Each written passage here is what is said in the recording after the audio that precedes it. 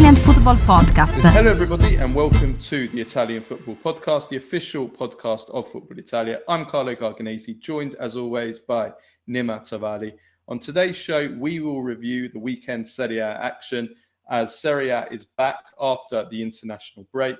Igor Tudor risked the sack at Juventus after a dismal 2-0 defeat at a decimated Como team. Juventus now 6 without a win and some real trouble. It's a real crisis at Juve. Inter, on the other hand, are on fire. 6 wins in a row in all competitions. And we are recording this in what is currently the 57th minute of the Milan game. And it's currently 1-0 to Fiorentina. So we will get to Milan at some point in this pod, and we'll know then at the end of this game who is top. But as it stands, it's going to be 3 teams on top. Inter, Roma, who Inter beat, of course, thanks to an Ange-Yoann Bonny goal, who's had a great start to life at Inter. And also Napoli, who lost to Torino. Napoli decimated themselves. A lot of teams decimated by injuries this weekend. Atalanta and Lazio drew 0-0. Riccardo Orsolini becomes the capocannoniere at the moment as Bologna win again. We'll also have our usual Baggio, Premface and Serie ASS of the week.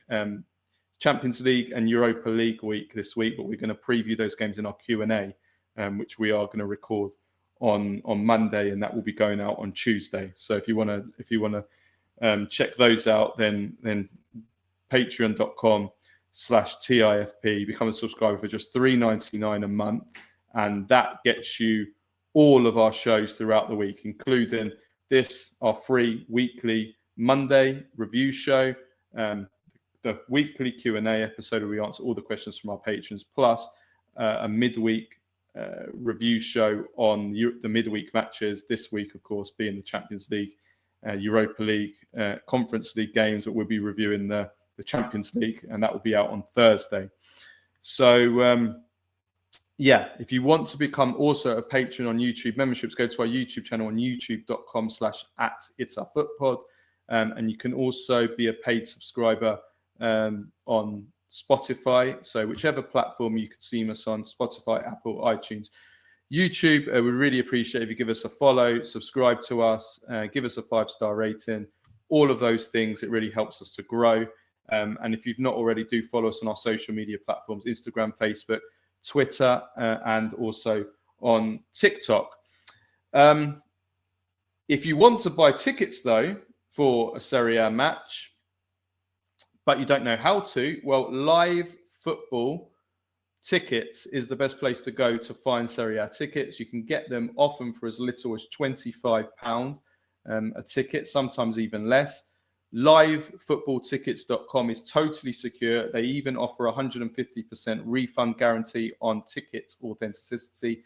So if you want to watch Juventus lose or draw again, or if you want to watch Inter win again, or if you want to watch Milan or Napoli be decimated as they are this weekend, or if you want to join Nima with the hooligans at Pisa versus who were the hooligans? Which game? Hellas Verona.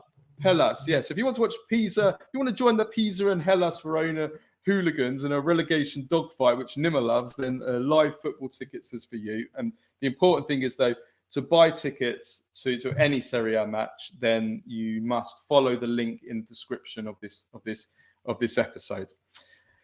Also, final promotion today. Today's podcast is sponsored by My Mystery Shirt. My Mystery Shirt is the cheapest online mystery shirts box. Price match guaranteed. If you find it cheaper elsewhere, they will match the price. And all the shirts are 100% genuine. So it's the perfect present for any football fan for birthdays, for Christmas, which of course is just coming up, or just general jersey collectors. The price for adults is £29.99, or if you subscribe monthly, you can save up to £3 a box. So if you head over to mymysteryshirt.co.uk and enter the promotion code for the Italian Football Podcast listeners and viewers, which is Italy 10 for 10% off, all in capitals, Italy 10. Do that at the checkout. You'll get your discount. And both myself and Nima have a jersey each to unbox here. We've got them right here. So without further delay, we'll both open up our box and we'll see what we've got, and we'll read out what we've got. Also, for those who are listening, for those who are watching, you can see us open this. I have to say, so here's mine. Neither of us, if everyone can see that, neither of us actually have any idea what it is, do we? We haven't been told what it is. This has been in my kitchen for a couple of weeks, and I haven't touched it, so I have no idea. Yeah. Do you want to go first? Yeah, I'm just going to read out the final bit. It says, we haven't been told what the shirt is inside, but on the webpage before ordering, you can provide which teams you want to avoid. So if you're Nima, you probably want to avoid a Juventus shirt. And Milan have just equalised, I can see. Is it Rafael Leao? Yeah, I think so, yeah. Yeah, Rafael Leao's celebrating. Anyway, you go first. Open up the shirt. Let's see what you've got. Lovely goal. First goal in the Serie A for, I think, 17 months at the San Siro. Right. Yes. So let's see what we've got here. Wow. Now this is stunning. This is stunning. I'm happy. I'm very happy. And hold it up to everyone. I've got a mantle. Let's see if everyone can guess that. Can anybody guess that shirt? It says on it, doesn't it? It's. I'm really happy about it. It's like River Plate. No, it's but it's Mantova. It's a Mantova shirt. They're currently in Serie B. I think they drew against Südtirol yesterday, 1-1. They're in 18th or 19th, haven't had the best start to the season, but it's a classic team. I mean, Piccolo Brasile, they were known in the 60s when they played their 6-7 seasons in the Serie A, and some fantastic players through the years. Dino Zoff, obviously, played there. The White Pelé, Angelo Sormani, Karl-Heinz Schnellinger. Schnellinger started his career in Italy there, didn't he? Then he moved over to Milan. Yeah, and so did the White Pelé, who came from I think he came from Santos over to them. He went to Roma. Angelo Sormani.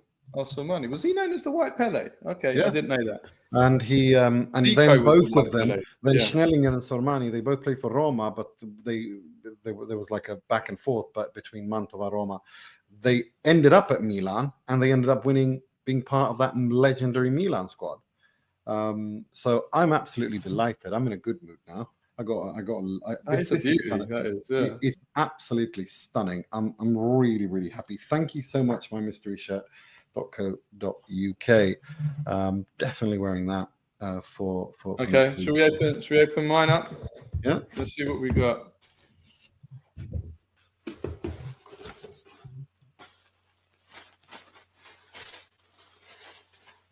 Okay. Let's see. You will not believe what shirt I've actually got. Is it an Inter shirt? I will scream. You will not believe it. If it's an Inter shirt, I will scream. Like this, what are the chances of this actually happening? Please tell me it's an Inter shirt number 3 Facchetti. What does this look like? Is it this year's Juventus shirt? Or which Juventus shirt is it? Because it looks like it's a Juventus shirt. It must be, no? Get it tangled up in my wires here.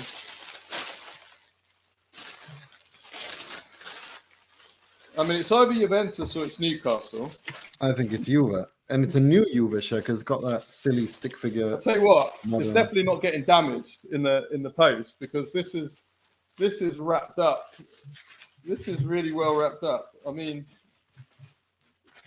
how much rapid is in this? There we go. Which year is that from? That's pretty new, isn't it? It's pretty new, isn't it? Yeah, this is the new one. This is the new shirt, right? Yeah, it's this year, isn't it? Yeah. Doesn't it have a? Well, it doesn't have a sponsor on it. It's without the sponsor, yeah. Oh, even better. Yeah. Nice. There we go. Nice one. Yeah. Before everything went to shit. Yeah, but thank you so much, my mystery shirt. Yeah, definitely. I'm really thrilled. It got that made me happy. Give me more Serie B and Serie A. Do you want to shirts swap, with me. Nima? What? You want to swap? You take my Juventus Absolutely shirt, no way. and I'll take the Mantova shirt. No. I'm happy with my Mantova shirt. Okay. So I'm thrilled. Okay, right. Thank you again to mymysteryshirt.co.uk. And remember, Italy 10 in all caps for 10% off. Okay, right. Let's get into today's show. Right, right on topic. Let's start with Juventus then, shall we? Let's take this smile off my face right away. I'm going to go straight to the point with Juventus. Juventus lost 2-0. I'm not going to waste any time trying to discuss specifics about, this player played bad, this tactic was wrong, should have played this formation, should have done this, should have waited till the 75th minute to make a change.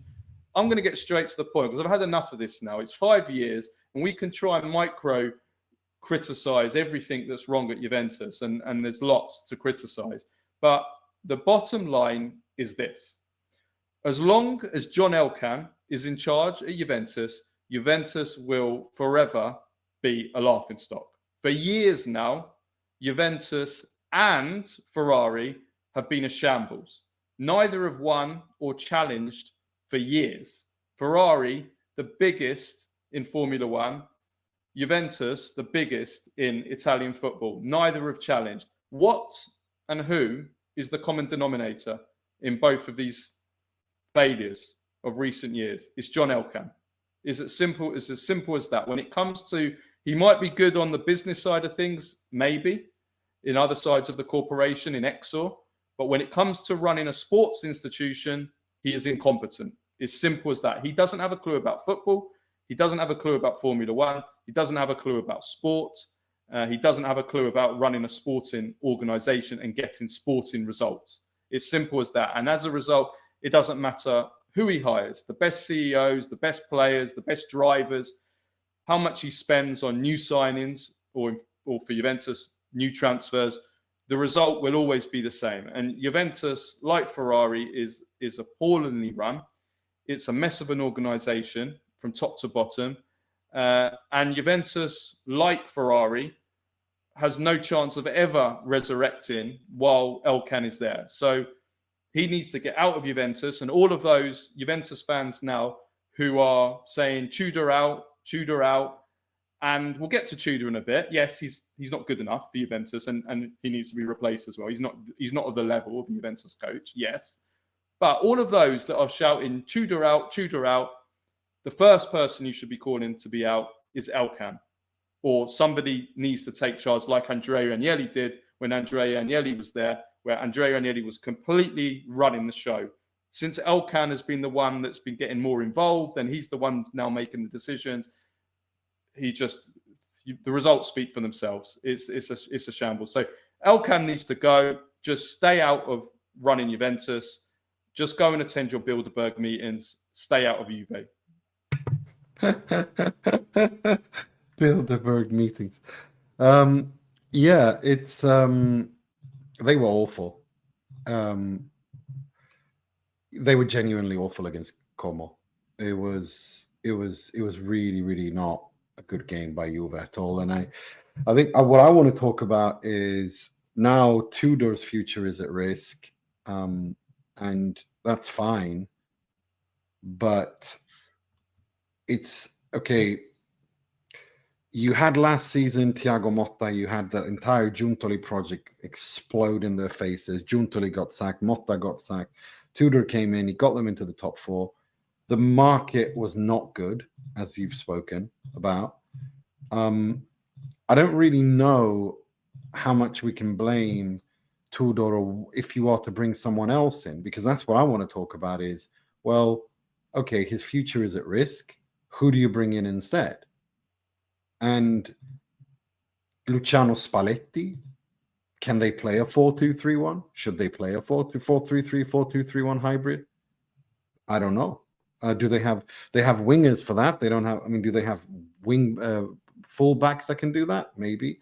But does the midfield become? I don't know. Like, these are the options. These are the decisions they have to make. The issue is that, again, with Juve, is why didn't they do this in the summer? Spalletti was available in the summer, wasn't he? But they decided to continue with Tudor. And now we're 7 days in, and there's already talk of him being sacked because there's a bad relationship again between the coach and the CEO, or whoever the hell the sporting director is. Coach is unhappy with some signings.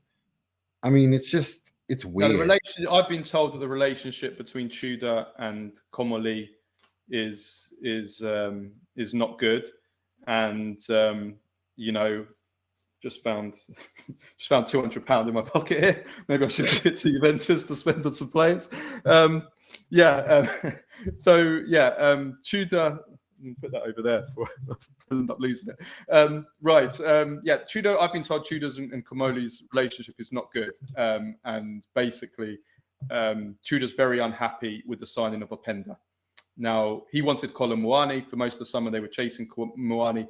Then in the last kind of days of the window, they decided that no, Colin Muani's too expensive.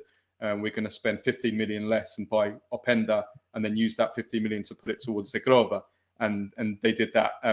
Tudor's very unhappy. Tudor doesn't like him, feels like he's too similar to the other number 9s. They've basically got 3 players playing for one position, and he's bang on right about that. So I do have some sympathy with Tudor, because the squad has been constructed so badly, but at the same time, he isn't the level of Juventus. We're talking about Juventus here, and a team like Juventus should not have a coach like Tudor. Should not be the coach of Juventus. But again, all of these things, including the fact that Tudor is the manager, and also this terrible transfer market and this terrible construction of the team, that all comes back to what I've just said about John Elkann. And I'll tell you why. Because in a normal situation, you could say, okay, well, it's not Elkann's fault, because Giuntoli is the main man here. He's at the head of the football project at Juventus, so he's in charge. And then I guess Comolli, you could say. But the problem is, have a look at what happened once they got rid of Giuntoli and they got rid of his regime, which again didn't last for very long. Once they ripped that up, Comolli got appointed. When did he get appointed? In like July. Then Modesto come in at the end of July. And then they still haven't got a sporting director now. They're looking at appointing one maybe in November, and they're gonna appoint a new president in November as well. So what the hell are you doing, Elkann? You're ripping up a project, and then you're appointing the people that are going to be in the key positions of this management in this new management, and you're appointing some of them in the middle of the summer, some of them at the end of the summer, some not until after the summer. All the while you're trying to do a transfer market, and no wonder the transfer market is a complete disaster when this is the management. It's all chop and change. Like, if you're going to do it, these people should have all been in place in April, in May. If you're going to get rid of Giuntoli, get rid of him in April, in May, and have your people already in place in May. And then they've got the whole summer. I mean, it's even then it would be too late, because you start preparing for transfer market a lot earlier than just May. But to appoint them in July, and then not have a sporting director at all for the whole summer. I mean, look at Milan last year when they didn't have a sporting director, and everybody was, and then we saw what happened with them. This is what happens. That's all Elkann. That's all on Elkann. You can criticize Giuntoli last season and say, okay, that's not necessarily on Elkann because it was Giuntoli. Okay, Elkann appointed Giuntoli, but it was Giuntoli's decisions. This was all, the whole structure was all put into place, or will not put into place, by Elkann.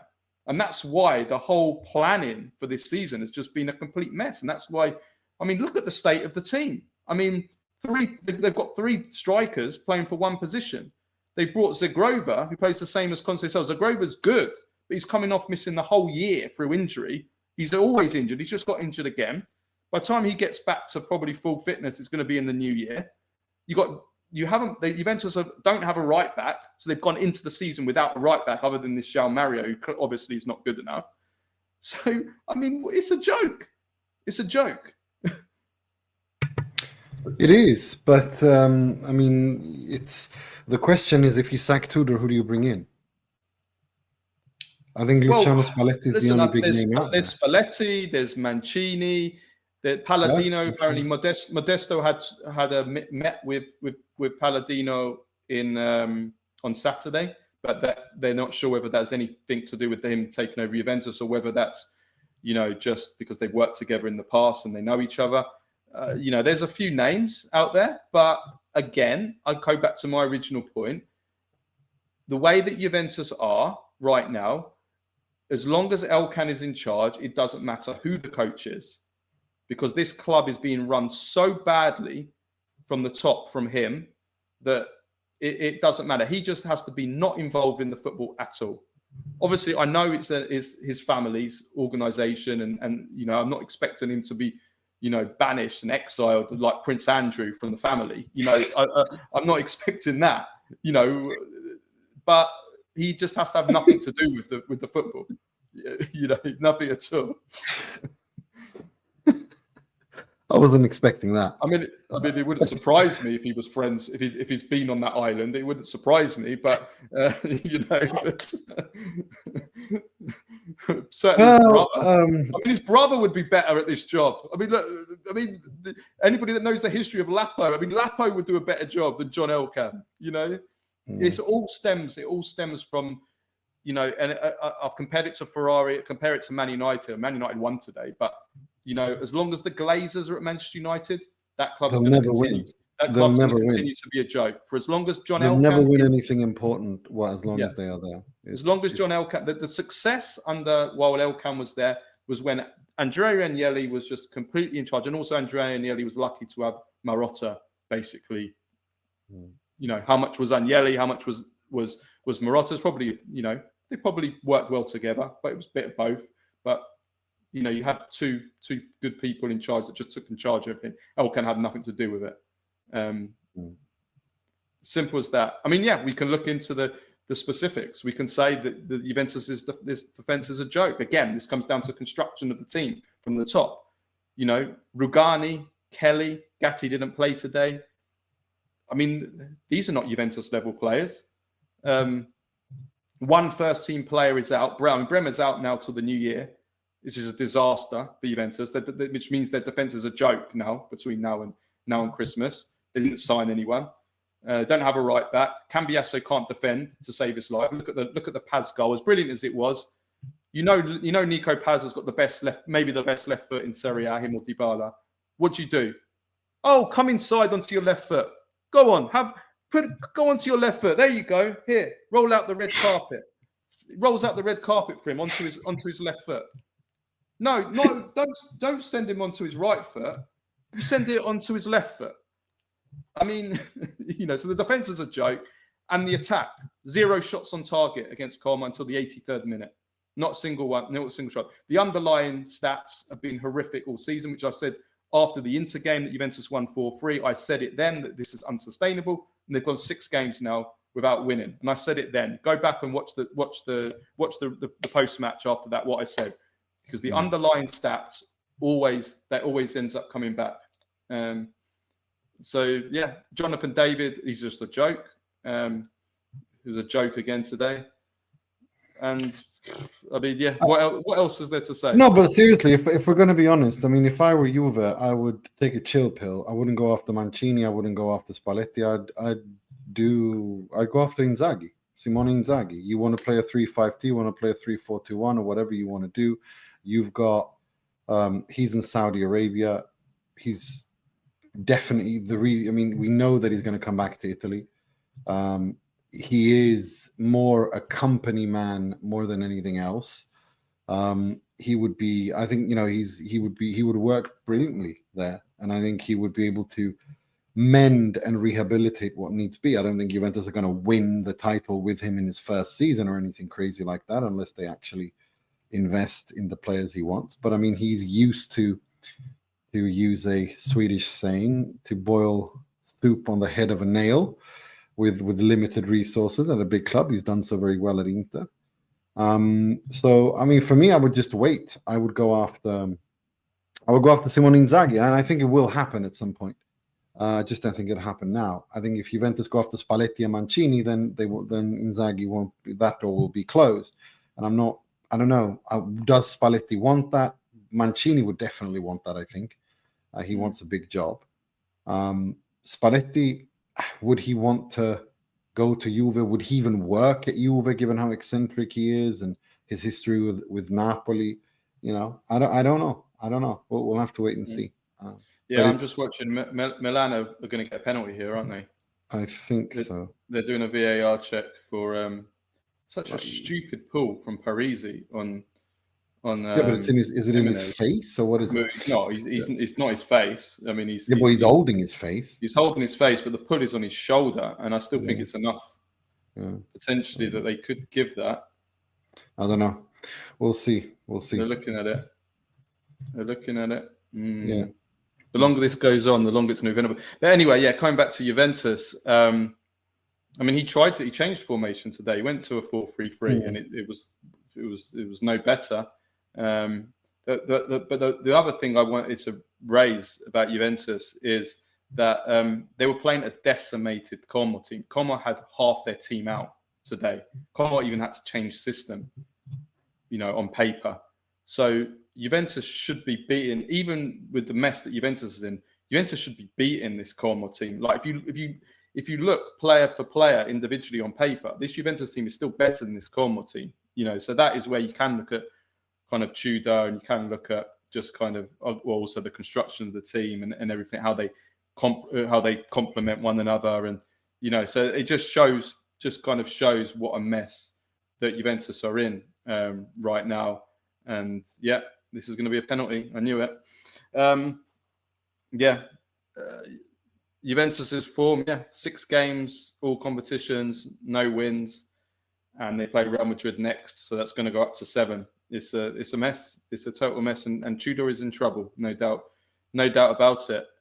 We do have to praise Como though, and the number of players they had out to dominate Juventus like this: Jesus Rodriguez, Adai, Sergi Roberto, Diao, Dossena, Ramon, their best defender, got injured in the warm-up. Fabregas was suspended as well. I think they lost Kempf during the game as well, and they still won, so comfortably, so easily. Very impressive. It just shows that, and I know Alfredo Pedola spoke about this after the game, how the way that this has been constructed, Fabregas gives the okay on every signing, and everything is just really well run. The club is really well run. People look at the money, but it's great. Coaching, the scouting. He's given a penalty in it, But Nico Paz, we have to talk about Nico Paz, Nima. He's world class, isn't he? I mean, look at his numbers this season. He's the best player in Serie A this season statistically. He's the second top scorer in Serie A. He's the top assist man of the season. He has the most chances created this season, and the assist and goals in this game. I mean, what an assist for that Kempf goal. I mean, that's undefendable. I mean, I want to criticize Juventus' defense.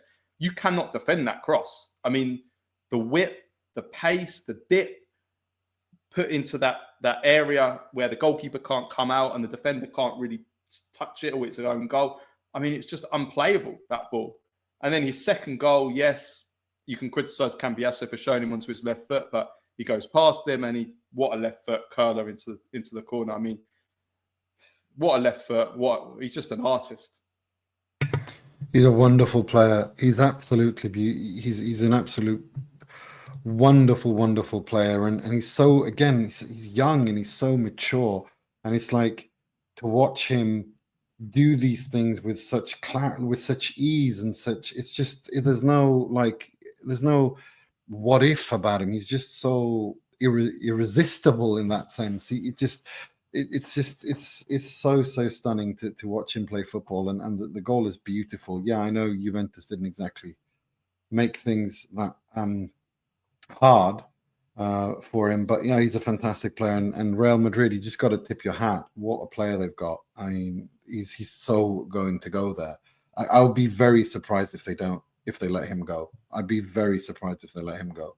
I mean, he's someone would have to come up with an obscene amount of money, like 150 million or something like that. It really is the Galacticos. The only difficulty for Madrid is how do you fit in all these stars? But he doesn't come across as an individual. It's like I think he can be a team player as well. Nico Paz, whereas Mbappe, Vinny Jr., they are proper individuals. Bellingham even as well. I don't think Bellingham fits into a team particularly well. Leao scored the penalty, so Milan are now 3 minutes away from going top of Serie A. Atalanta Lazio, we'll go through this quickly because there's not too much to say, and then we'll just be in time for the end of the Milan game where we can discuss Milan. So 0-0 between Atalanta and Lazio. Terrible first half where nothing happened at all, and then Atalanta completely dominated the second half, but they couldn't score. They had an XG of over 2 in that. Yeah, they had an insane XG. They created so much. They hit the woodwork twice, 6 shots on goal, 3 big chances. But Gila and Provedel, they were like, that's the reason Lazio didn't lose this game. But honestly, Atalanta did everything they needed to do in order to score and win. And I don't know what else you can. Second half. I mean, they were all over the place. Like they were swarming Lazio. And they just couldn't get the ball into the back of the net. I mean, when it just was one of those days, and it felt like, can Lazio go and steal this? But yeah, no, I think Atalanta did. They look good. They really look good in the second half. They really they did everything you can ask of them to do, and Lookman is getting integrated better and better into the team as well. It's just I really don't know what else they could have done in terms of the build-up, play, chance creation in the second half, other than to score. It's just just missing that striker, and that's obviously where Scamacca, once he's fully fit and everything, you hope that he'd be the one to finish them off. I mean, I think that like what's good for Atalanta when you compare them to say someone like Juventus is that even though they have weakened this season in terms of personnel and the coach as well, and you've got to remember that Atalanta is actually still behind Juventus. You can see by the way that they play, the way that Atalanta play, that they've got an identity and they've got a way of playing in terms of like, even when it comes to just things like the team looks well conditioned, for example. Like you watch Juventus and they're already looking exhausted already, and you're just thinking, and this is where the club is run. Sorry to make this all about Juventus, but I'm just using it as a comparison. Like this is where having a well-run club, that even if you bring in weaker players and maybe a weaker coach and you downgrade, like the club is so well run that you can probably get over that a little bit, if you know what I mean. So I think that's where Atalanta still, I think, gives them a little bit of hope, even if in terms of points, they haven't started the season particularly great. Yeah, but they're still undefeated. They're only one of 2 teams in the top 5 leagues, together with Bayern Munich, who are undefeated. And they created a lot and they deserve to win. I'm not worried about them. I haven't been all season. I know a lot of people were about Juric this and Juric that, but Juric at Atalanta after Gasperini is just a continuation, but a little different approach. I'm not worried at all about Atalanta. I think they'll find their groove. You can't keep creating chances like this and it not pay off. And they have created been good at creating chances. Today was just insane. Provedel was unbelievable. Gila as well. He was absolutely outstanding. So no, it is. You feel bad for Atalanta, but no, they more than deserve their win. I just got to say though, towards the end, if anyone wants to create like a meme video of a football player, the last 90 seconds of the Raccomandato, Daniel Maldini, were just, I've never seen anything like it. It was, honestly, it was bizarre. He could not do anything right. He couldn't hit a pass correctly. It was just like, you could just tell the crowd were getting frustrated again. He got a cross ball to him, took it down nice, and then was going to pass it, miskicked it. Was gonna just cross the ball, hit it out almost. So Zappacosta had to.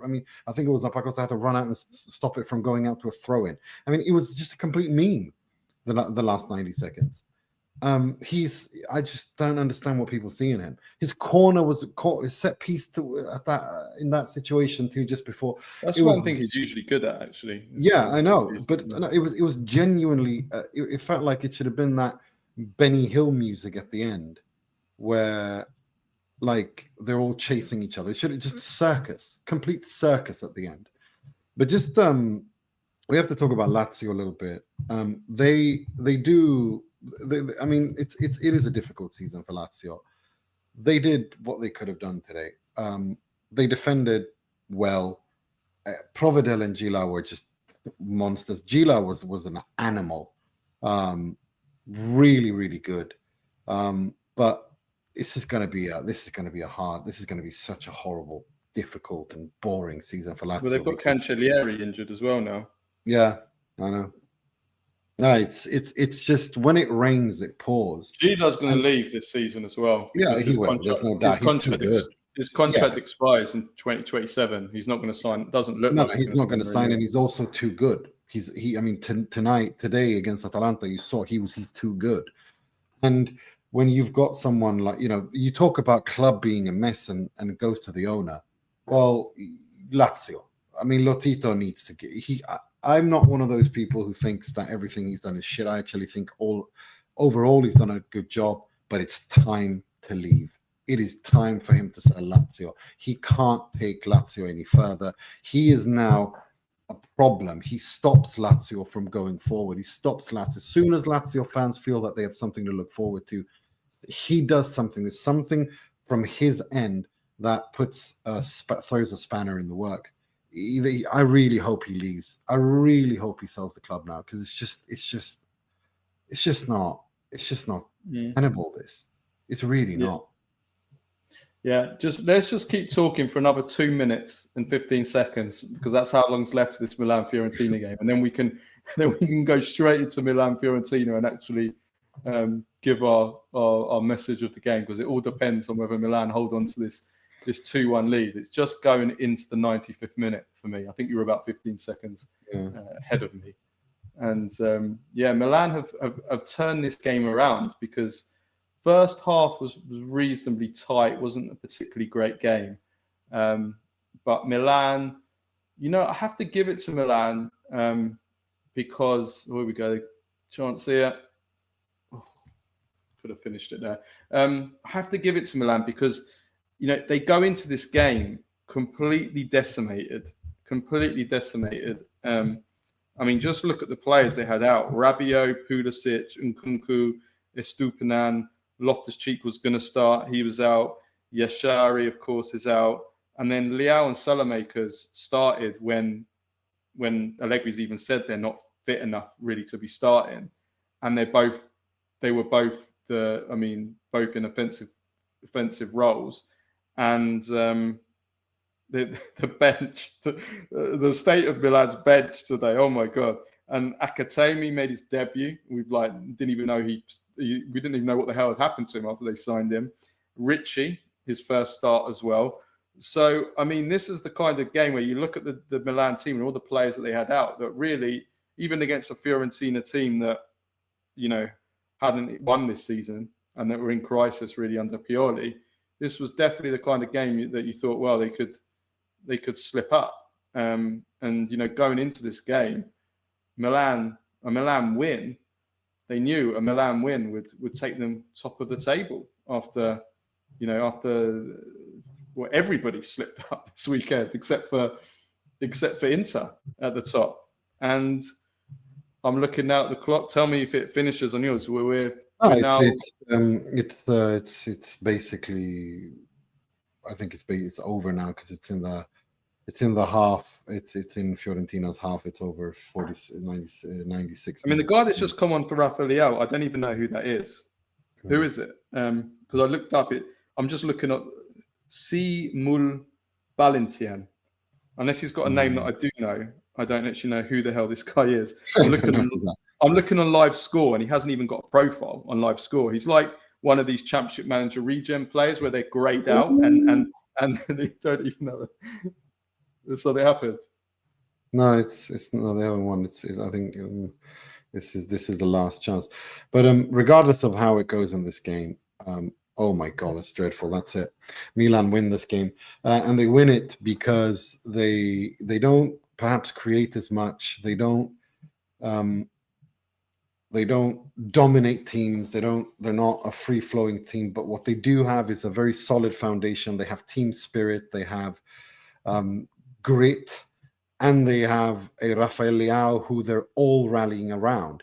It's clear now with the Theo gone and Mike Mignon, that situation being it is. There's one star. Okay, Luka Modric is there, but he's kind of he's been outstanding again in this game, winning defensively especially.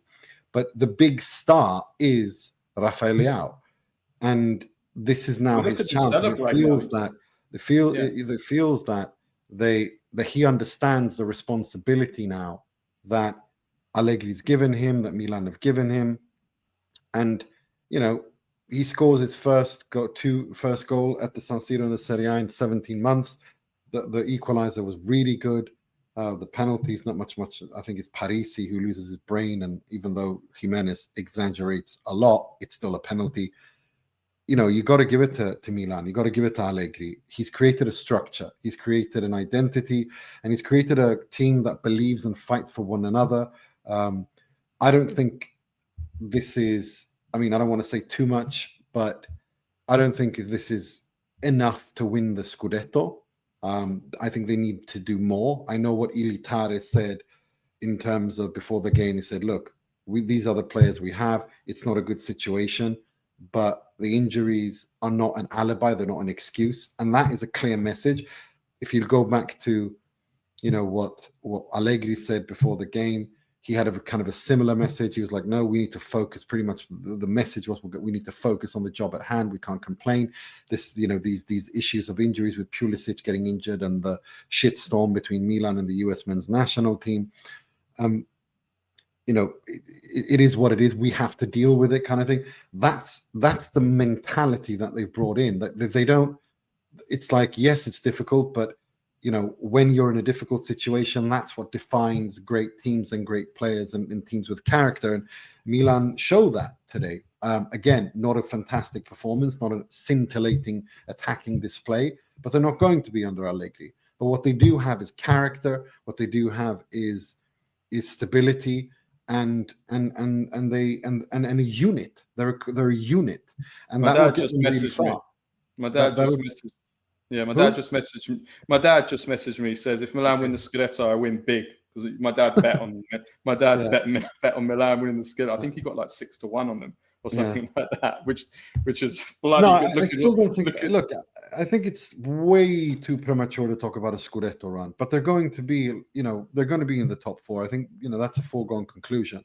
How far they push Napoli to that Scudetto, who I still think are the favorites to win the Scudetto, is that's going to be interesting to see. I have to say, again, putting it down, look, they had in this game, every single game Milan have played this season, with the exception of the Napoli game, which was conditioned by the red card, Milan have quite comfortably in pretty much every game deserved to win those games based on chances created. And it's the same again in this game. They've got 2.5, even in a game they haven't played particularly amazingly well, with a decimated team. They've had a 2.6 XG. Okay. 1.8 of that is the penalty, but that still gives them a 1.78 expected goals versus Fiorentina's, which is 1.04. So again, based on chances, they deserve to win this game. Fiorentina had one shot on target in this entire game. Milan had 4, 7 off target. Fiorentina had 3. So when you're breaking down every single game that Milan have been playing so far this season, they've been deserving to win their games, and I think that if they continue like this, they're going to be in there. They're going to be in there. It's like I said, it's very early. We're 7 games in. But so far, I have to say, they're doing really well. They're very effective. They're very efficient right now. And they're just solid, and then they're not making mistakes. They're minimizing their errors, and even with all these players out, they're still getting the job done. And so, well done to them. Rafael Leao, we have to praise Rafael Leao. We have to give a shout out to our producer Alex, who's not our producer, our social media producer Alex, our actual producer's a Fiorentina fan, Ned, so sorry to him. But our social media editor, Alexander, is Montenegrin, is a massive Milan fan. And he jinxed it before the game. He said, but he was going on and on about Leao, how he never does anything. He hasn't scored for 17 months in Serie A. And here he is. He scores 2 goals. So, at the San Siro. San Siro, yeah. No, it is, but that's the thing, though. If this was going to go that way, it was always going to be Leao who leads the way. I mean, Pulisic, we know, is a points player. He does his job. He always gets his assists and goals. But the star has to be Rafael Leao in these kinds of matches for them to have a Scudetto charge, much less win it, if they are to win it. And, he's been injured. Now he's back. He's not really fit. He scores a brace. And that's the kind of performance you want to see from Leao. I mean, I've been expecting him to show this kind of leadership for years now. And it feels, again, early days, but it's a good start for him to return from injury, be decisive the way he is. And you can just sense how all of Milan just are behind him. And they put that responsibility on his shoulders. And it's now or never for him. As I said, I don't want to repeat myself what I said just a couple of minutes ago. But it feels a little bit now or never, in the sense that I've been waiting for Leao to take that final step to be the world-class top 10 Ballon d'Or list, top 5 Ballon d'Or list player for many years. I think the talent is there. There's no discussion about that. I've wondered, does he want that? The surfer attitude, does he want to live like that? Well, I don't know. If Allegri can get him to perform like this week in, week out and sacrifice himself in this kind of false 9 role, and he scores, and he's a one-man wrecking crew up front, and defenders are scared of him, as they should be, because when there's space and he attacks, he can do you for pace, he can do you technically, but if he can get that consistency, then, absolutely Milan can win the Scudetto. There's no doubt. I still don't think they're the favorites. I mean, I still want to, I hate when people in podcasts or in journalists in media or whatever make a prediction, and then 7 match days later, they throw that out the window, in some cases from week to week. Oh, Milan's going to win the Scudetto. No, they're not. You were going to win the Scudetto. No, Inter are going to win the Scudetto. No, Napoli going to, like, from week to week. It's like that Chris Rock grand opening, grand closing. It's embarrassing. It's a punditry it's not a punditry. It's just reactionary bullshit. I'm not going to change my mind. I still think that I think after 7 match days, I still think that Napoli, who don't look too good, are still the favorites. And I look at Milan and Inter a little bit further down. But I do definitely, the quality is there. I think Inter have the best on paper quality to win it. But in order for Milan to win it, they need Rafael Leao to play like this, to be this decisive week in, week out. That's just one other thing I wanted to say about Milan, just picking up on your point you made at the beginning, which is that I think the team spirit. I mean, I'm looking at how Milan are celebrating how that Milan are celebrating these wins after games. I mean, I remember after the win against Napoli, I can't remember which Napoli player it was that said they celebrated like they'd won the title, they just won the Champions League. That shows how we're the team to beat. Like, I can't remember which Napoli player, it might be Politano. One of the Napoli players said that, which is maybe true, but I'd also spin it the other way and say that it shows the togetherness and the spirit of this Milan team. And we saw it again here. They've just beaten a Fiorentina team who were in crisis, and they've celebrated it. Look at the way they was, and Leao at the end, the way that he celebrated it on the bench, with his friends. I'm not sure who they are, but is so. I think the spirit is there, and they've got rid of some some bad apples maybe that are poison in the atmosphere or are the wrong type of characters that you want in the dressing room. I think Theo Hernandez is probably definitely one of those kind of guys, but maybe some of the others that they've got rid of. I mean, I remember thinking, why have they got rid of Jimenez? I like Jimenez. In pre-season, I think he's a young player that really has a lot of promise. Why did they get rid of him? Oh, you mean the right back? Yeah. Oh, why did they get rid of him? I thought you meant Santi Jimenez. No, the other Jimenez, the Spanish Jimenez. Like, why did they get rid of him? I couldn't understand it. But apparently, from what people I was speaking to, that he was a real problem. Like, he was a bit of a pain in the ass in a dressing room. So, it's. I think that again, I have to praise Allegri for that.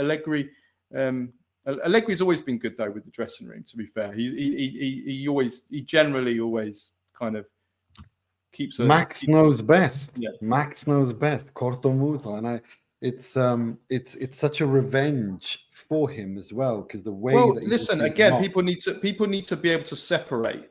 With Milan so far, and it's only 7 games. Milan have been playing like the Juventus Allegri in terms of the performance, the effectiveness of their performances, and they're deserving to win the games.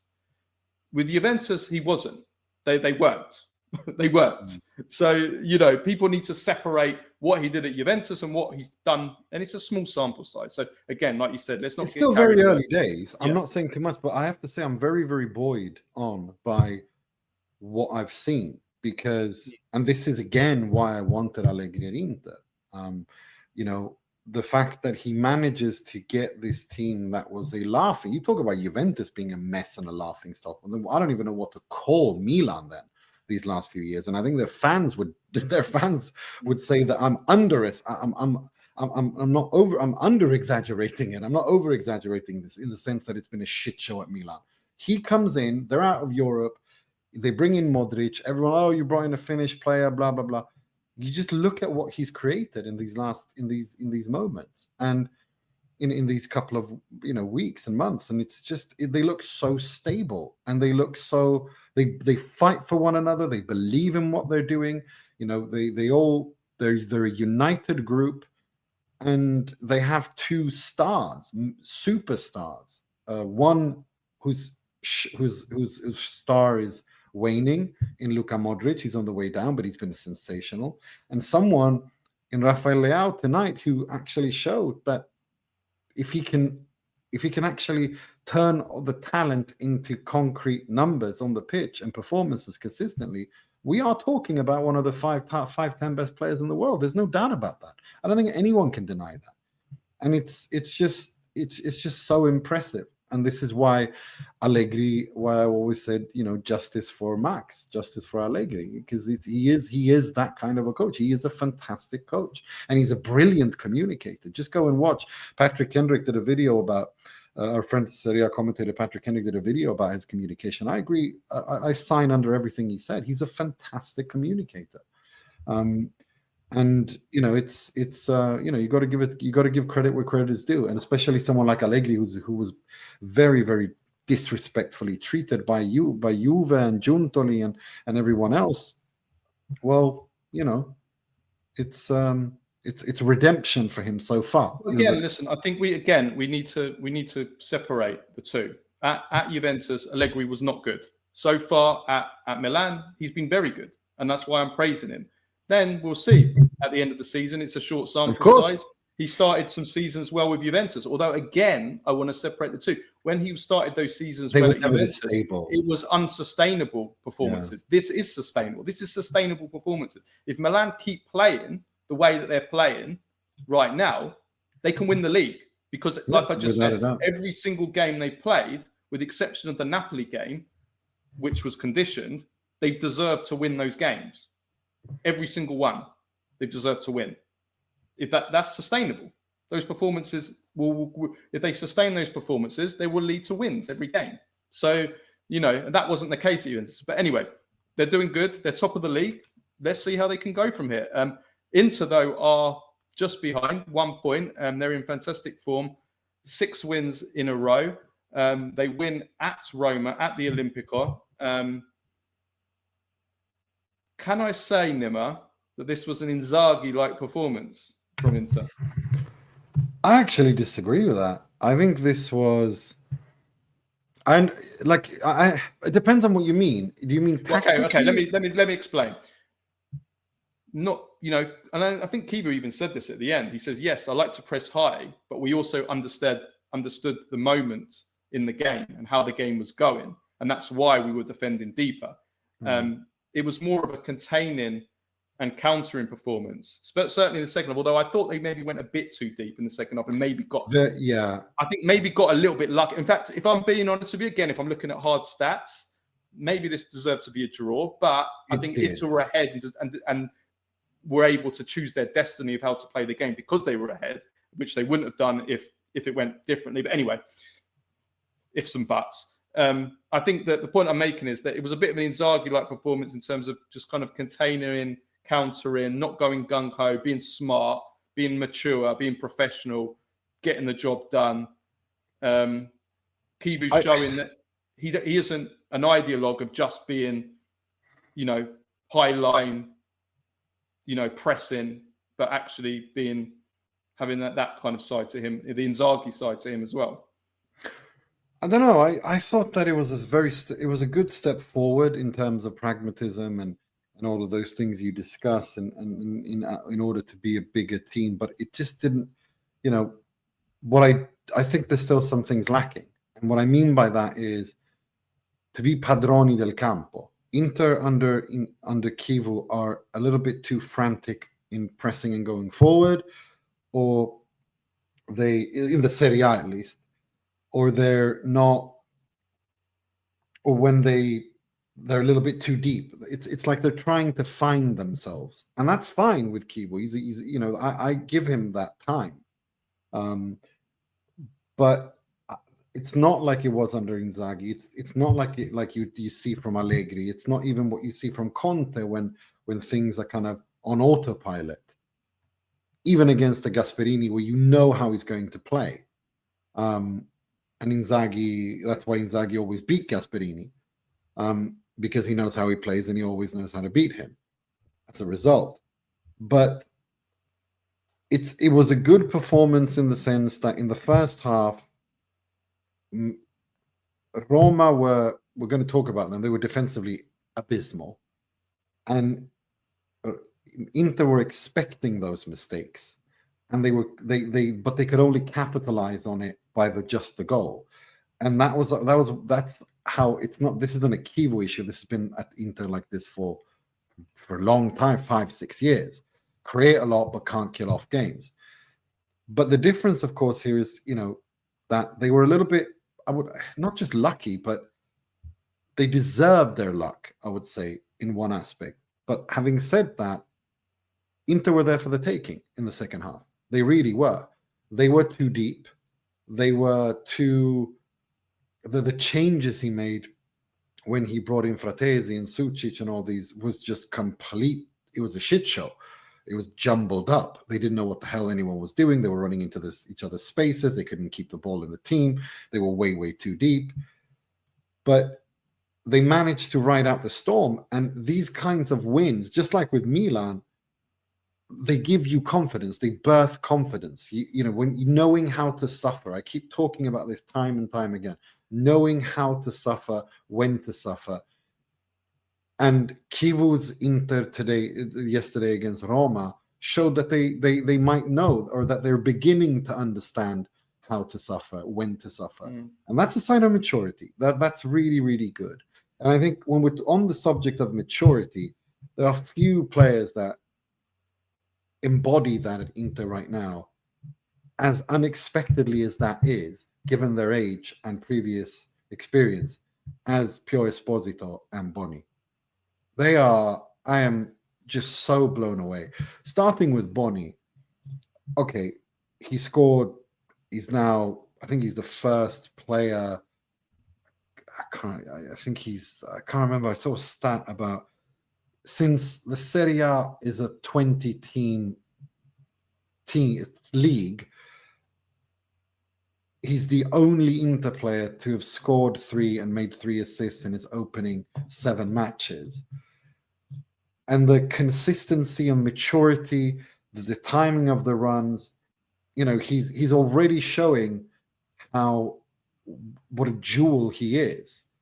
And then you throw in Pio Esposito on that, who was brought on to give Inter that, what I always keep banging on about him, the ability to hold up the ball, create breathing room for the team when they need it, not giving up fouls, but winning fouls. You win so many fouls. And drawing fouls. And the maturity that shows, and because it's not just physical strength, it's also his read of the game and he knowing he doesn't get lured into provocations. He's very calm, he's very collected, again, very mature. And that is something that really bodes well for Inter. And again, comes down to the construction as well of the team that, Marotta and Inter identified maybe a bit too late because they've gone 2 seasons like this and they were a little bit late, but they've finally identified it, that their weakness was the depth in attack. I was banging on about it in January. That's when Luis Enrique and Zalewski was. Well, no, I'm talking about the centre forwards here. Yeah, well, Bonny was. Bonny has been Inter playing 2-man attack, and for 2 years, they, last season they had Arnautovic and Taremi, who were both a joke. This season they've got as their 3rd and 4th choice strikers. They've got Bonny and Esposito, who are both great. And Bonny, we're now in the middle of October. Bonny has more goal contributions already than Taremi and Correa had in the entirety of the last season. So that says it all. We're in the middle of October, and he has more goal contributions. And it's really interesting because this is a player who worked with Chivu last season. We know that Chivu is good with young players. He did well at Parma, but he was also in the youth team Primavera. Like, we know he's good with young players. And so if we're going to talk about, are Inter going to challenge for the Scudetto? Because that's now what everyone wants to know and what we're going to talk, that's the main thing. Is this a 3-horse race between Napoli, Milan, and Inter? Well, what speaks for Inter? If we analyze that, what speaks for Inter to win the Scudetto? Well, we all know, and this has been my line and your line consistently. On paper, they are the best team in the Serie A. There's no doubt about that. Now, they also have depth in certain positions, in attack, in midfield. And Akanji, another player I want to raise again. I mean, he didn't start well, but he's been so important for this defense to play that higher line up and be able to be very versatile in how high up they stand and how deep they fall. And he's been really, really good. Again, that kind of pragmatism and versatility is, if Inter are going to win the Scudetto, to mitigate for the lack of experience that Chivu has. And he's going to make mistakes, and he made mistakes against Roma. But in order for them to get away with it, they're going to need that kind of quality to shine through. And I think that the quality overall speaks for Inter. Now, what speaks against them? Can I just add let me just add to what also speaks for them, is not just the overall quality and also the defensive quality, because if they can start defending like they were up until the second half of last season, where it all kind of went wrong defensively, obviously the defense, but the attack, there's no doubt about it. Inter have 4 top attackers, and they've got the best attack in Serie A. There's no doubt about it. The numbers already speak for themselves. They're way out ahead of anybody else in terms of, look at the numbers. Look at the goals. Inter have scored 18 goals in 7 games so far this season. The next highest scorers in Serie A have 12. That's Napoli. They've got 6 goals more than the next second best scorers. They've got the 4 best. They've got 4 top attackers that can rotate. They all look like they're up to it. And we've seen that, when you've got attackers like this, you can blow away the smaller teams, which is what I expect Inter can do.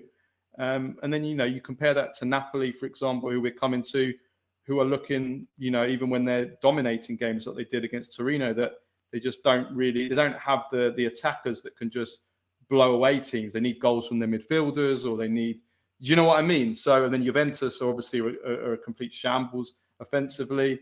And, Milan, Allegri's never been a strong point of his, although they're doing well at the moment. But, it's, offensively is not a strong point of Allegri to score a lot of goals. So I think that definitely is in. And Roma, big problems in attack, which we'll come to in a minute as well. So I think that Inter definitely, the attack speaks of strongest attack in Serie A.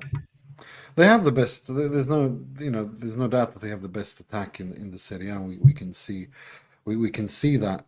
But there is, okay, they didn't concede. You look at the table and you see, okay, they've conceded 8 goals. 4 of those came against Juve, 1 against Cremonese. That's 5 against Udinese. I think they conceded 2. So that's what is it? 4-2-6, 6-1-7.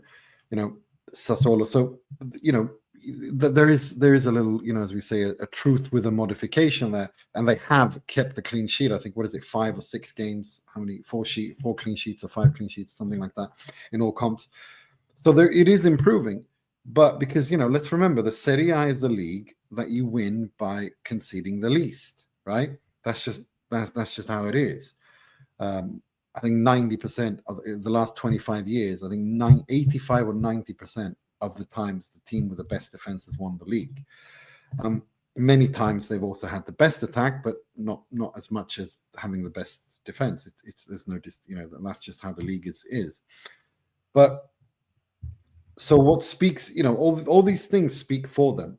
What speaks against them is, again, Chivu is still very, very inexperienced in terms of tactically, in terms of read of the game, in terms of all these things.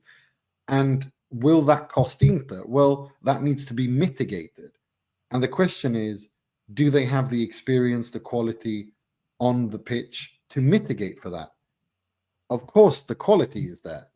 The experience, I think Mkhitaryan, especially in this game, is just shows why he's so important to Inter, why so many coaches love him. And that is, his stamina is outstanding. His pace is gone. He doesn't have any pace, but he's got fantastic stamina. I think he ran 11 kilometers more than anyone else on the pitch against Roma.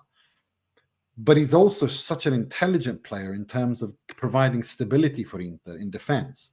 Going forward, you can tell that he wants to do things, but his body can't anymore. And that's why he missed times and missed kicks, because he tries still to do those things and it looks abysmal. But he's going to be very important. But the thing, Sucic, we know what a fantastic talent that he is, but, he's not there yet. So the question is, for me, mitigating the weak spots. Can Inter do that? I'm not entirely sure they can. But, again, that's why I keep saying, for me, I look at Napoli and overall, for me, it's more tick, tick, tick. It's more, they look more self-evident as Scudetto winners than Milan, than Inter. And, disregarding the overall quality. Well, I'll tell you what, a lot is going to come down to also injuries. And at the moment, Napoli are decimated by injuries. And if this situation continues, they're going to they've lost 3 of their last 6 games. And the players, the absentees, have certainly played a big role in at least, players being out or unavailable has definitely played a role in 2 of those 3 defeats. And this game, for sure, it's becoming a real issue. Is it, what is the cause of this? Is it this game, McTominay, Højlund injured in the final training session before this game. Already Lobotka, Rachmani out, Politano and Buongiorno not fit enough to start. Obviously Lukaku's out long term. So they need to find out what's going on here. Is it because they're playing twice a week? I'm sure that's part of it, but then that's where you've got as a club, you've got again, Conte as well. His weakness throughout his career hasn't just been, getting his teams to play well twice a week. It's also been the rotation, the training. Is he pushing his players too hard and this is causing the injuries? What is the cause? We don't know from the outside, but it's there in black and white for us, the number of injuries. And when you're missing half your team, I don't care how good you are, you're gonna you're going to suffer from it. And that's obviously, what happened in this game. Their attack that started this game was Lorenzo Luca as a striker, Neres, who's not fully fit. Clearly, you can see he's not fully fit enough to start right now, but he had to start. And then Spinazzola, who's obviously not a left winger in a 4-3-3, playing as a left winger. That was their attack. And it was Napoli's attack that cost them this game, because they dominated large spells of this game with possession and territory, but they just didn't have that quality, that sharpness, and that cutting edge in attack. Neres, as I said, not fully fit. Spinazzola is great. In fact, I think he's virtually been a one-man attack, but coming from deep, though, not as a winger. And he was better in this game when he went deeper, when he went further back. And we have to speak about Lorenzo Luca. He's been a disaster since he's joined Napoli. A total disaster. This game was really quite painful to watch him. He looked so out of his depth. His touch was really bad. He just couldn't control anything. His movement really bad. So flat-footed in the area, not making any runs at all. And just not good enough. I'm not writing him off because it's early. It's Conte. Conte can make some really bad players good, and I'm not calling him a bad player. I think he has some interesting attributes, some unique attributes, especially his size. And usually he doesn't have a bad touch, but yeah, he's looked so far for Napoli. He's way out of his depth, and the fact that Napoli paid 35 million euros for him, I think everybody said. I mean, I watched Nicola Schiller doing a video on this after the game, and I think I like Nicola Schiller. He's got very good analysis of the game. I think he understands the game, and he said there's no way this guy's a 35 million euros player. He goes, if Napoli had bought him as a 15 million or 18 million to be a third striker or a second striker, fine. 35 million euros in Serie A in today's market, that's insanity. And it's looking like, so far it's not looking good for Luca, and it's costing Napoli with Lukaku. Well, I mean, that's the thing, though. I'm starting to think that, okay, well, whilst you have this injury situation at Napoli, I think he should probably go to a 3-4-2-1, and I think he will soon, or a 3-5-2, or something like that, in order to bridge this horrible situation. I don't think this 4-1-4-1 formation right now is working. I don't think you're getting the best out of the players available to you that aren't injured. And I think 4-3-3 though in this formation. Well, everything with Conte is an asterisk, because it's not a traditional 4-3-3. It's not a traditional 3-5-2. I mean, it's whatever formation it is. It's with a Conte twist. I think he needs to kind of get back to basics here a little bit in order to create some. But you still need to play a striker, and if Luca is the striker, you've got big problems the way he's playing.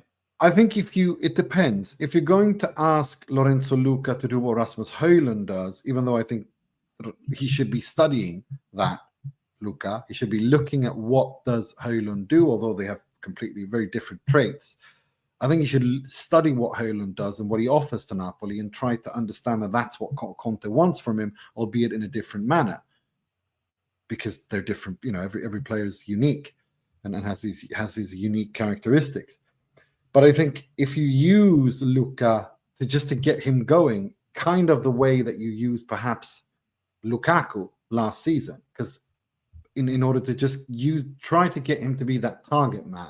Yeah, I think that's how he has tried to use him. I mean, that's how he tried to use him. I disagree with that. I think he's trying to use him the way that he used with Højlund, in the sense that he wants him to push forward and take profondità, and he's not able to do that. Instead, he's looked just completely weird. I disagree. In this game, I disagree, because in this game, Torino were just defending in their box, and Luca was coming deep, and he just couldn't trap a bag of cement in this game. He couldn't play. He couldn't play the wall. Everything was bouncing off, and it was painful. It was really painful to watch. I actually felt sorry. No, I know what you're saying, but what I mean is, I think he needs players closer to him in order to get something out of him. I think you need to use him the way that they use Lukaku. The thing is with Luka is he's not slow. Even though That's what I big. mean. I think the problem with him is this. He's over 1 to 5 meters. He takes time to get going. He's a bit like, I'm not going to compare him to Usain Bolt, but Usain Bolt was always slow out of the blocks. But then it would take him 20 meters. You get some players, especially big players with long legs, people that are really have got a lot of them.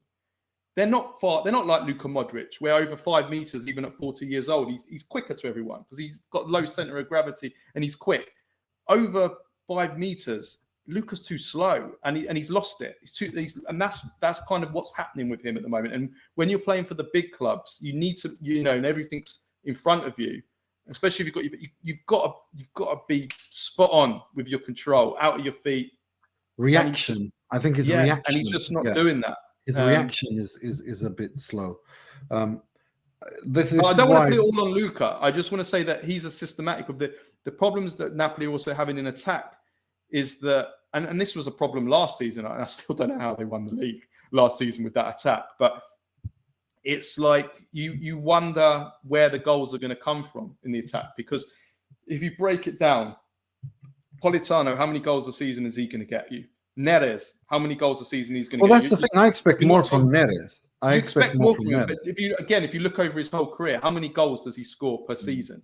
He doesn't score many. And then Lang, okay, he had the goal disallowed, but I never really saw him as a Conte kind of player, to be honest with you. But it's early. Not gonna, we can't say anything about him yet. Højlund, I think, is looking really good. He'll get goals. Lukaku knows how to play the Conte way. But on the outside attacking positions, I think Ndoye would have been a great signing. Dan Ndoye would have been outstanding for them. He was exactly what they were missing, or even Bonny, who they were linked to. Yeah. But that's it. Inter paid 25 for Bonny, and Napoli paid 35 for Luka. Yeah. But my issue is, like, what I mean by just to finish the point on Luka is, I think that I think Conte needs to bring him back to basics, and back to basics is Lukaku. The striker role in the Conte system, the basic bread and butter is how Lukaku is used and played. I think he needs to play him like that. He needs to use him like that. Then you can maybe get him into the Højlund, something similar, a hybrid. And that's why I think that I wouldn't be surprised if Conte switched formation again into a more like he did last season when it wasn't working. And now with all these injuries, with Lobotka out, with Lukaku out, I think he might be forced to play a 3-5-2, just straight classic Conte 3-5-2, and try to get some momentum going, some flow going.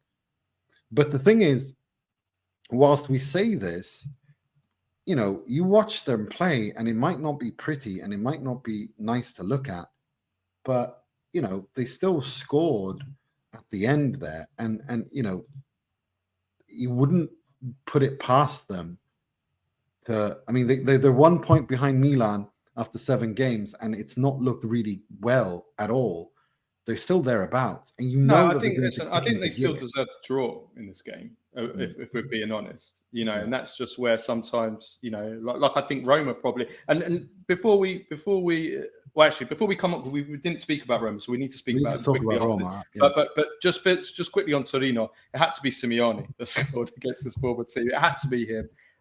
Again, talking about luck, it was lucky how that goal came about. Very lucky. The ball got tackled into his path.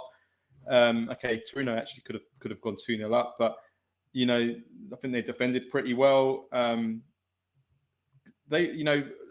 glad they kept hold of Bologna, because they've had a tough start to the season, and they've beaten Roma and Napoli. Roma away, and they were seconds away from beating Lazio away as well. Only Inter really thrashed them, but look how many 4 of those 7 games against big clubs, and they've got 2 wins, a draw, and a loss. So I think they're doing okay, and I think this is a great result for them. I think they're doing okay, but I don't think they deserve to beat Roma and Napoli. Not on if you're talking about underlying stats and creativity. And I think Roma they stole the Roma game. I mean, let's be honest. I disagree.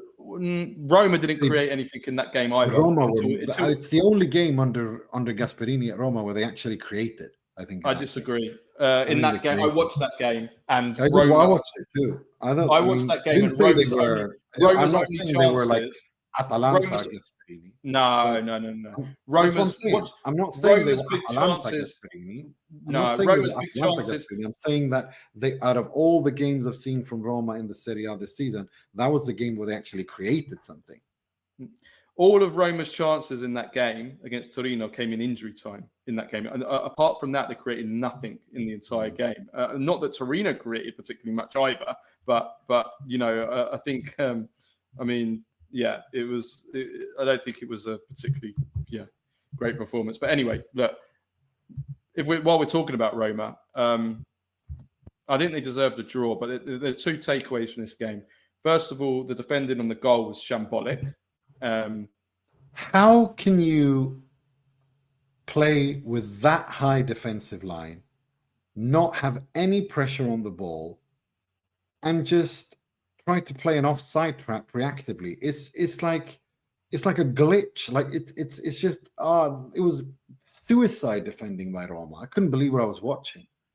And I do think that it wasn't the best finish from Bonny. I think Svila. No, I have to say that as much as we praise Bonny, I actually think he didn't do anything well in that entire move. First of all, he had all the time in the world to. The movement was good. The movement was great, but once he got the ball, he didn't get out of his feet very well. Then he took it to the right. He took it to the right, too far to the right, which made the angle more difficult. And then he shot the ball too early as well, and he shot it at the near post. I don't think the finish was good. At the setup for the finish, all the finish was good at all. And it's gone straight through Svila. It's awful goalkeeping. Yeah, like we've sat here and praised Svila loads, deservedly so. He's been fantastic for over a year. That's bad. That's a goalkeeper. For me, that's a goalkeeping mistake. It's gone through. I agree. I think so too. And overall, just Roma. The attacking problems are, I mean, they've scored 7 goals this season in 7 games. The striker position is a problem. I have to criticize Gasperini. The Dybala lone striker was used against Torino, where it was a disaster. And then he tries it again in this game, disaster. Roma were better in the second half after they took Dybala away from being the lone striker. And okay, Dovbyk and Ferguson started well, he hasn't even scored, and now he's struggling. And Dovbyk clearly doesn't suit Gasperini so bad. And he should have scored. He missed a really easy chance from a header. But they're missing a striker, and they're lacking Gasperini players. Pellegrini's not a Gasperini player, hasn't got the pace. They have no right-footed inverted winger. We know they're going to buy one in January. So somebody that can play on the left with a right foot that can cut in, like Gasperini likes, like a Papu or like a Lookman, like that kind of player coming from the left. They don't have one. They have all left footers, basically. Dybala, Sule, Bailey. Bailey looked pretty bright when he came on, actually. So I think that we can see the Gasperini principles sort of being put into place, but they're lacking the players and the attackers with the right attributes to really be able to do what Gasperini wants. I think top 4 is their ceiling. Obviously, the Scudetto, and there's no way they're going to win the Scudetto. But the top 4 is their ceiling. But I think Europa might be more realistic, potentially. But I think they can fight for top 4. But I'm saying I'm not expecting them.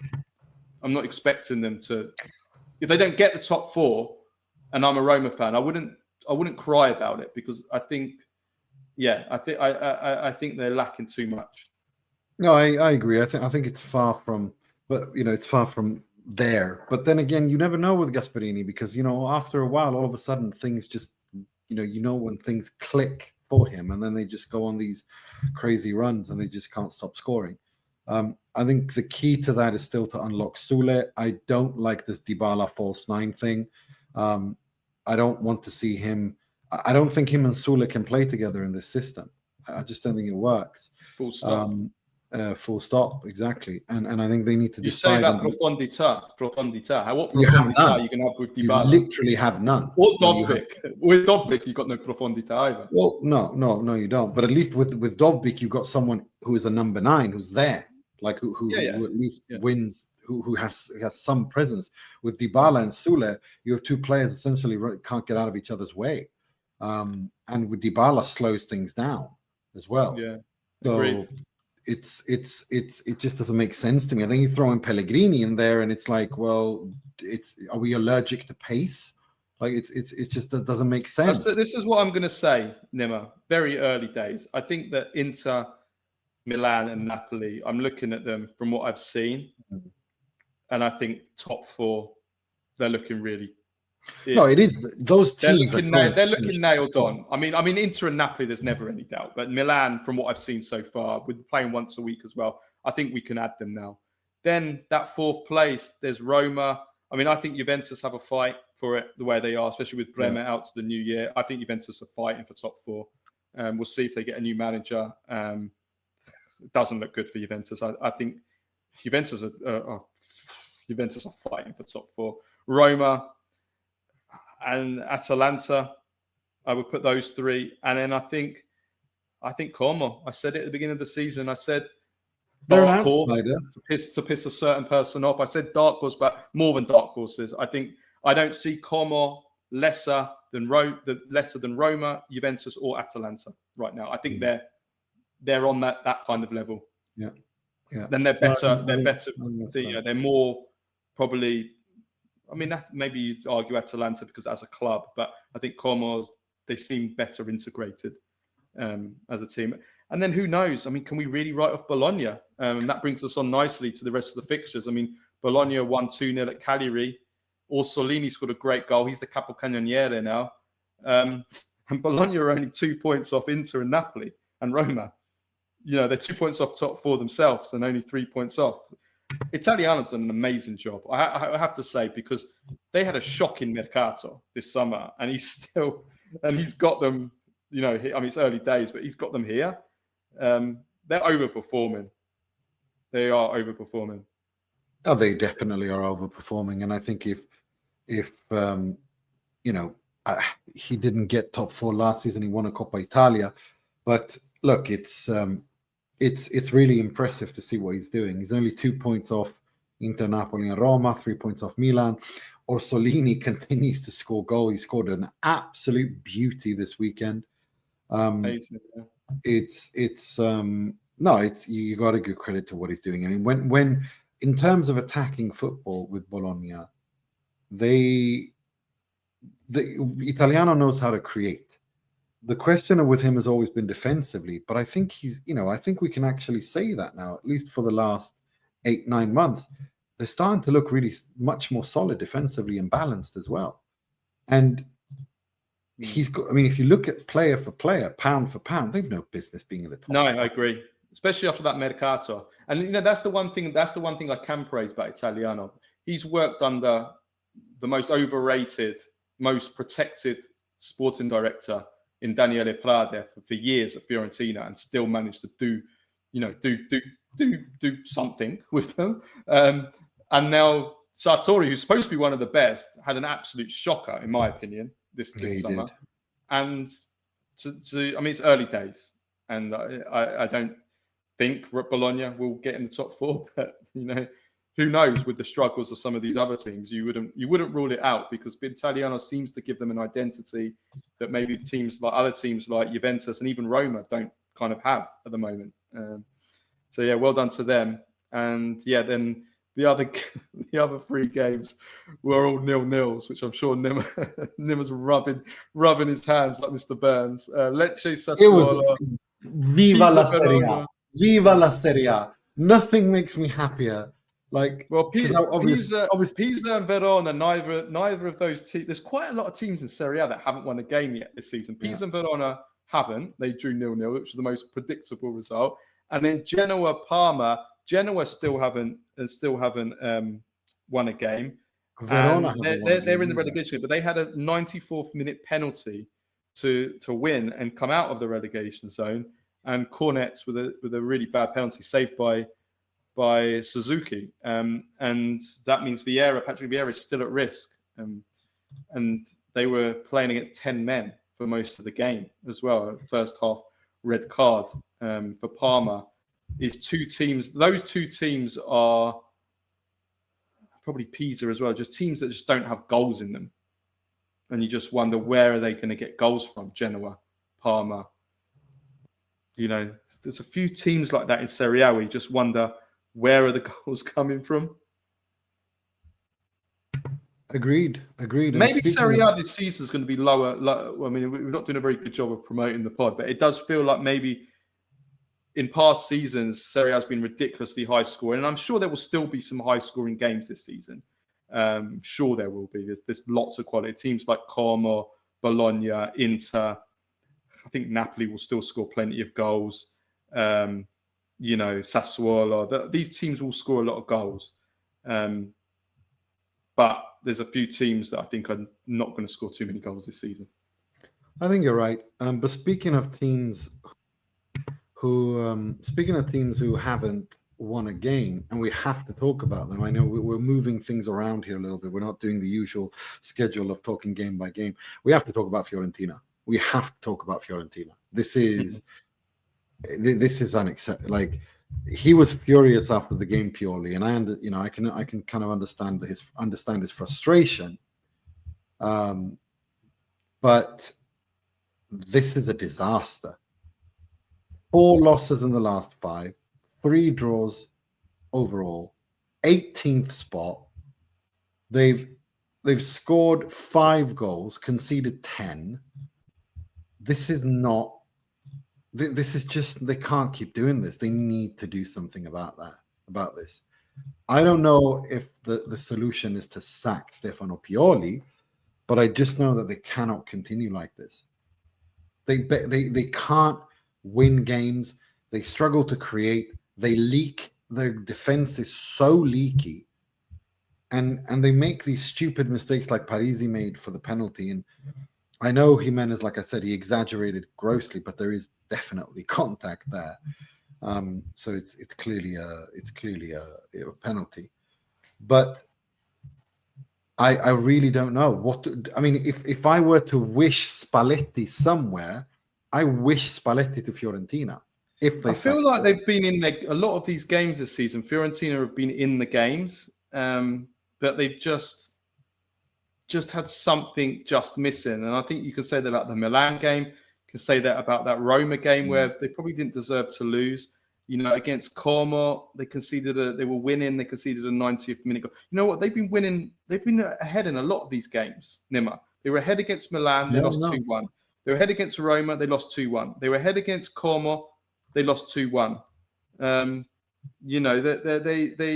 well, that to me Cagliari, they were winning 1-0. They conceded. They've lost a lot of points with late goals. Cagliari, 94th minute to stop them winning. In Italian football logic, that means that Pioli has to be sacked. Because if you're giving up goals and throwing away buttare punti così, then, as Mazzarri famously said when he was biting a water bottle on the sidelines at Inter, non si può buttare punti così. Like, if you do that, then you're a dead man walking. Especially if you're someone who's I think that is the issue with Fiorentina. And I don't know how much of that is Pioli's fault, how much is the fault of our friend Plade with the construction of the team, is that they seem like a soft touch, Fiorentina.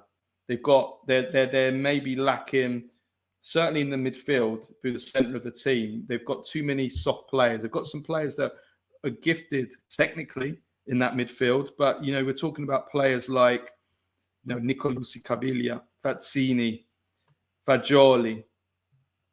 These are players that they're good technically, but they're soft touches. You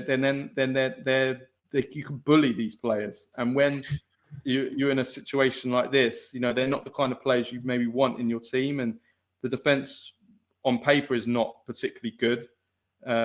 Centrally, that is. I like their wide players. I think Dodo and Goossens are great quality players. Centre backs, I think they're a bit suspect. And in attack, the attack doesn't seem to be working. Moise Kean, how many goals has he got this season? as brilliant as he is, and as fantastic as he's been for Italy, he's got 1 goal in 7 games for Fiorentina. Yeah, and that was a one-man show. Yeah. Dzeko doesn't look like he's up to it. Piccoli, is he this above his level? And Gudmundsson, I think, has just been a disappointment, full stop, since he's joined Fiorentina. I've been very disappointed because I loved him at Genoa. Me I thought too. he was great at Genoa. It just hasn't worked for him at Fiorentina. No, I maintain that Spallettone. I maintain if Spallettone is to return somewhere, I think it should be to Fiorentina. The problem with Spalletti is Fiorentina don't have any wingers. How can you again? It's going to be another Italy. How can you hire Spalletti if you have no wingers? They don't have a single winger in their team. Gudmundsson is maybe the only one that you could potentially play as a wide player. They don't have anyone else. The team isn't constructed for wingers. So I don't think you can hire Spalletti. Well, you could push up. You could push up Gosens and put in Parisi somewhere, and you can make it work for a while. In a 4-3-3, I don't think you can play them there. You could force the team's not constructed for Spalletti. I think the central midfield could be the names you were mentioning. Central midfield could be, yeah, but the wing. I mean, and I think the defense to a certain extent could be as well, and the attack in terms of Moise Kean. If he uses Gudmundsson, Ken, Dzeko in a 4-3-2-1 perhaps, or something like that. I mean, Spalletti is a good coach. I think people have, again, it's like with Allegri when he had a bad tenure at Juve and everyone was writing him off. I mean, these guys, the body of work speaks for itself, even though they have bad results and they have to leave clubs and they get sacked and whatnot. We're talking about quality managers here. And I think if someone can turn this around and unlock Fiorentina more than at Juve, I don't think. Yes, you have wingers at Juve, but would he work at Juve? Would Spalletti work at Juve? I'm not sure. I'm really not sure. He's not just playing a 4-3-2-1. Okay, you have a number. You have one number 9. But what do you do with Openda and the other one? Depends how much input that man has on him. Let's finish off with Baggio, Premface, and Serie ASS of the week. Right. Okay. Let's go through this quickly because our producer's waiting to edit this because we're going to push this out tonight straight away. So, Baggio of the week, I'm going for Nico Paz. Outrageous assist, outrageous goal for Como against Juventus. Yeah, I was going to do that, but I'm going to give it as a cumulatively to Orsolini. I think it's, he's someone he continues to score, he continues to deliver, he continues to do it, and and he's not a top player. He never will be like that level player, but you have to give it to him. I mean, that goal was stunning, and he's a capo cannoniere right now. You got to give him his flowers. You got to give him credit. You got to give credit where credit's due. And I think Orsolini deserves it cumulatively for what he's done for the last few seasons. Yeah, that's fair. Premface of the week. We've actually got a few now because we've had a few complaints. People don't like it when we don't have a Premface. They love it. It seems to be like this is so. Listen, all our listeners and viewers, please do send us your Premfaces. We'll read them out. We enjoy it as well. So first of all, we did a reel on our social media on Instagram, which went viral, which was, it was Nima reading out the list of top scorers from the Serie B 93-94 season, which was absolutely outrageous, right? And it finished with me saying that this is not only is this the greatest Serie B season ever, it's the greatest second flight season of all time in attack, which there is no doubt. Now we forgot to mention Stefan Effenberg. Just to put it like that's how many names. The players that were in that season are the players. Batistuta, Bierhoff, Chiesa, Vieri, Inzaghi, Baiano, Effenberg, Toldo, Lorenzo Amoruso, Giorgi Hagi, Galdarizi, Carnevale, Prozzi, Negri, Hubner, Ambrosini, Pesotto, Tomasi, Sabao, Maniero, Trollio, who played for Argentina in the 90 World Cup, Stefano Burgonov. I mean, it's just actually ridiculous. It's like this. I generally think it would. I generally think there was. Well, I don't think generally think. I know there are better attackers in that Serie B season than there are in Serie A today. That's how good it was. But anyway, there's always one. We had one Premface that reacted angrily, and he basically, I mean, if you go onto our Instagram and look at the post, you can see like him going at it, and he basically said that the championship today is better than not only any Serie A B season, which includes that one, but any Serie A season ever. So I replied and I said, yeah, sure it is.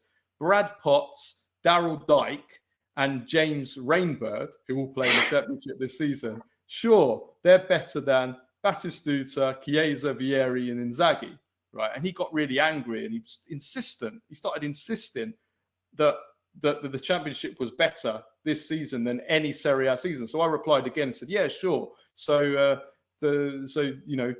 Brad Potts, Daryl Dike, and James Rainbird are better than Maradona, Van Basten, Hullet, Bergomi, Mateus, Klinsmann, Roberto Baggio, Ronaldo, yeah, two so Ronaldos, Ronaldinho, I picked one season like 1989, 90, and like I went through like a whole bunch of it.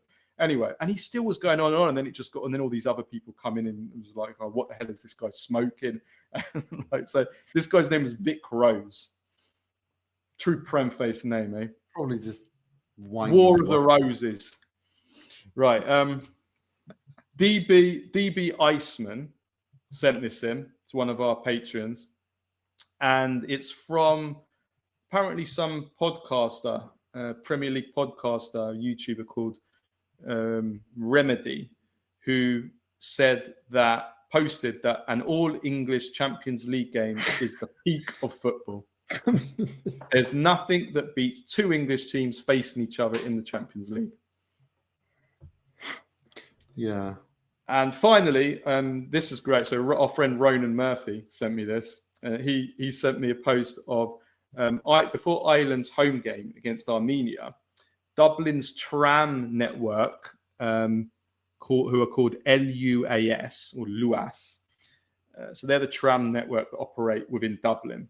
So they gave out some advice, some instructions to people that were going to the game on how to get to the stadium to watch the Ireland versus Armenia game. Only on the photo that they posted a photo of the Stadio Olimpico instead of a photo of the Irish stadium that they were playing at in Dublin, which was pretty amusing and the most Irish thing ever as well, let me say. Yeah, look, it's they've deleted it too now, that tweet. I can't find it. They? Yeah, That's probably because Ronan mocked it so much. Yeah, because he is the biggest. He is without a doubt the biggest wind-up merchant that exists on Twitter. Ronan Murphy. I can second that, having because I work with him every day, unfortunately. Right, Serie AS of the week. Serie AS of the week. But first of all, I've got Pisa and Hellas Verona's ultras fighting in the streets of Pisa before the end. Did you see? It's absolutely shocking. It's shocking. It's embarrassing. I almost feel like I have to issue apology to the English hooligans that I often mock on this pod, because at least when the English hooligans smash up streets, they mostly do it abroad. I mean, they do it in European games or when England are playing abroad. These Italian hooligans, we're smashing up our own cities. At least smash up some foreign cities where you do the damage abroad. They're doing it. You're insane. You're insane. Like, you have lost the plot. No, but seriously though, it's bad. I mean, it's embarrassing. It's so shocking to see, and it was just so embarrassing, and I can't stand them. Just don't like it. And you could hear like this old woman talking. She was looking at it from a balcony and wondering what the hell was going on. And it was like just, God. Yeah. They threw chairs and wheelie bins, so you can see where they're influenced. When you see chairs being thrown around. And finally, and this sums up really the message of the pod, really, of my own at the start, which is Juventus' social media team. Like, seriously, it's just embarrassing. I mean, it's not just them. It's most of the social media teams in Italy. I mean, some of the content there is, but Juventus is without doubt the worst. And it sums up really just, again, what a joke the club has become and how badly run the club is, because some of the content they put out is, they did this ridiculous thing where they were asking all the Juventus players, did a compilation, do you wear socks in bed? What the hell? They were asking, like, Kefren Turam, do you wear socks in bed? Yes, I wear socks in bed. And then, Zagrova, do you wear socks in bed? No, I get too hot. And I was just like, what is this? Like, Who what? cares? Like, seriously? No, but like, you're in the middle of a crisis. You haven't won for 6 games. Your manager's potentially on the brink of the sack. The club is a laughing stock. Your fans are up in arms. Your fans have just had enough after year. And then you do a social media video on do you wear socks? Like, I'm not against doing like light-hearted content. I'm not against that. Playing games, having a bit of fun. That's important. That very important. There's different ways of attracting. We socks do it to bed. We do that on our social media. Like, we don't just have serious stuff with me and Nima talking about football. We have some. We put in some historic videos. We do some funny stuff. We try to do a bit of everything. But end of the day, is it good content, or is it cringeworthy, just embarrassing content? Do you wear socks in bed? What the fuck is that? Who came up with that idea? Seriously. Oh, what can we put on our social media today? I've got an idea. Let's ask all the Juventus players if they wear socks in bed. It was just so cringe. It was really cringy, and I have a Serie ASS as well. Legas, our good friends on the Twitter account at Serie A_EN, the official English Serie A. So Milan just put out a really nice photo montage of Leao, and they just put out the caption, Rafael Alexander da Conceição Leao. And Lega Serie A reply, aka quote unquote him. Oh, the bloody him again. Him. I hate that. I hate that word. I really hate that word. Him. He's him. Yeah. Like, fuck, doesn't even make any English. Like, just fuck off. Doesn't make any sense now. No, it's very cringy. It's very, very cringy. It is. It's very, very cringy. It really is. And it's been a good week for Premface and Serie AS and so please do keep sending them in, Premface and Serie AS. Absolutely. It's always nice. I love seeing them. We love when you guys send them in. It's so funny because they're coming in from all, like, every platform too, and it's hilarious. So yeah, please do keep sending in your Premfaces, and please keep sending in your Premfaces and your suggestion for Serie AS. We love to see those. Yeah. Okay, right, let's leave it at that. We'll be back we're doing a Q&A on Monday, which will probably come out on Tuesday, and then we are doing, Nima's not about, but I'm going to be doing either alone or with a guest, and a review of Champions League midweek. That's going to be great fun for me with you, Juventus going to the Bernabeu to play against Real Madrid. Can't wait for that. But anyway, until next time, ciao.